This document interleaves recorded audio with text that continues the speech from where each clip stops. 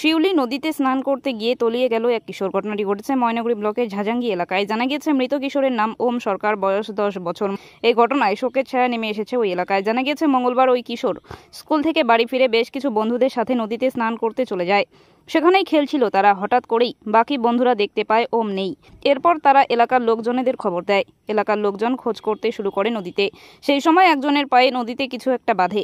হাত দিয়ে দেখে একটি কিশোরের দেহ। নদী থেকে দেহ তোলার পর কান্নায় ভেঙে পড়ে পরিবারের লোকজন। তারা দেখতে পায় ওই দেহ ওমের। এলাকার বাসিন্দারা ও ওমের মা দেহ নিয়ে চলে আসে ময়নাগুড়ি গ্রামীণ হাসপাতালে। হাসপাতালের কর্তব্যরত চিকিৎসক তাকে মৃত বলে ঘোষণা করে। মৃত কিশোরের মা বলেন, মাঝে মধ্যে নদীতে যায় ছেলে। দুদিন মারধর করে নিয়ে এসেছি।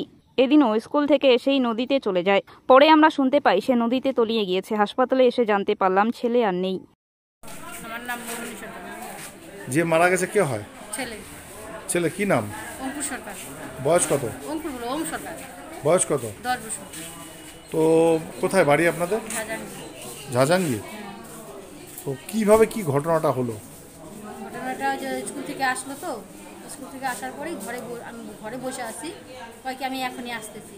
আসতে করে বাস নদীতে চলে গেছে। আর সাথেই আসলো আমার ভাসুরের ছেলে ছিল একটা, আর পাড়াপতি ছেলের একটা ছিল। আচ্ছা। ওই 2-3 জনে মিলে গেছে। আর আমার ভাসুরের ছেলেই উঠাইছে। ভাসুরেরই উঠাইছে। তো ওটা কোন নদী? এটা শিউলি নদী। শিউলি নদী। হ্যাঁ। তো ওর বাবার নাম কি?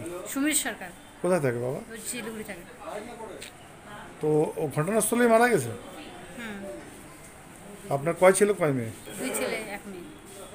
2 ছেলে 1 মেয়ে। 1 মেয়ে। এটা কত নম্বর? এটা 3 নাম্বার। 3 নম্বর। স্কুলে পড়তো? হ্যাঁ, 10 বছর স্কুল। কোন স্কুলে? ঝাজাঙ্গি স্কুল। কোন ক্লাসে পড়তো? পড়ি।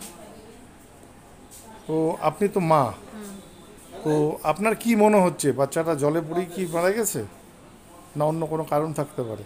অন্য কোনো কারণ নেই। আমার ছেলে, আমি ঘুরে বেড়াই, তো আমি জানি ওর সাথে। আমি ওকে মনে করুন যে কালকে ওকে পিঠে নিয়ে আসছি, পরশুও পিঠে নিয়ে আসছি। আজকে যাই না, স্কুল থেকে কেবলই আসলো, যাই নেই। তারপর কিছুক্ষণ পরই খবর আসলো আমার ছেলে জলে পড়ছে। তো পোস্টমর্টম করতে চাচ্ছেন না কেন? এখন পোস্টমর্টম আমি খবর করবো। আমার তো মনে করেন যে আমার তো অর্থ নাই, আমার মতন গরিব কেউ নাই। আমার পোস্টমর্টম করতে গেলে আমার ওখানে কিছু দিতে লাগবে।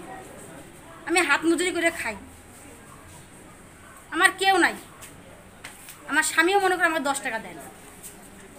আপনার স্বামী আপনার বাড়িতে থাকে না? না, ও শিলিগুড়ি থাকে।